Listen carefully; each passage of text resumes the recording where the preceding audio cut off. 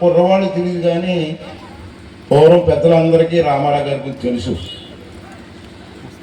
మహానటుడు, cinema actor. మనకి శ్రీకృష్ణుడి గురించి అనుకుంటాం, రామకోడికి వెళ్ళి రాముల వారిని పూజిస్తాం. ఏ పాత్ర దేవుడి దగ్గర వెళ్తాం కానీ దేవుడు ఎవరో మనకు తెలియదు, ఊహించుకుంటాం, ఒక ఫోటో పెట్టుకుంటాం, దండం పెట్టుకుంటాం.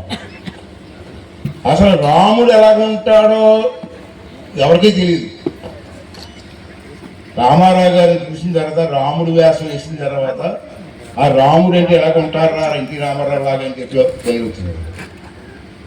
కృష్ణుడి వేషం, ఏ వేషం వేసినా రామారావు గారు ఇమిడిపోయేవారు. సంవత్సరంలో అప్పుడు నేను ఆ వయసు 27 సంవత్సరాలు, నేను చదువుకున్నప్పుడు వచ్చాను.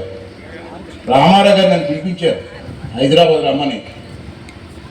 అప్పుడు నాకు చిన్న కుర్రోడిని, 25 సంవత్సరాలు, నాకు పెళ్ళి కూడా అవ్వలేదు. అప్పుడు నాకు పిలిచిన తర్వాత అడిగాను, నన్ను రాజకీయాల్లో ఉంటావా అని.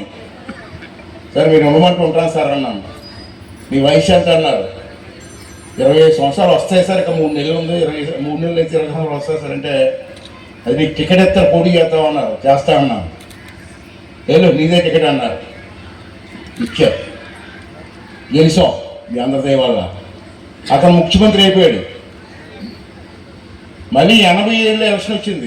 ఎలక్షన్లో పోటీ చేశాను, నేను మళ్ళీ గెలిచాను. అతనే పిలిపించాను, నాకు ఫోన్ చేసి రమ్మని. ఉదయం 5 గంటల ఇంటికే కలిసాను అతన్ని. నీకు మంత్రి పదవి ఇస్తున్నాను తీసుకున్నాడు. చిన్న వయసులో నేను భయపడ్డాను, మంత్రి పదవి అంటే భయపడ్డాను. అప్పుడు 27 సంవత్సరాలు నాకు.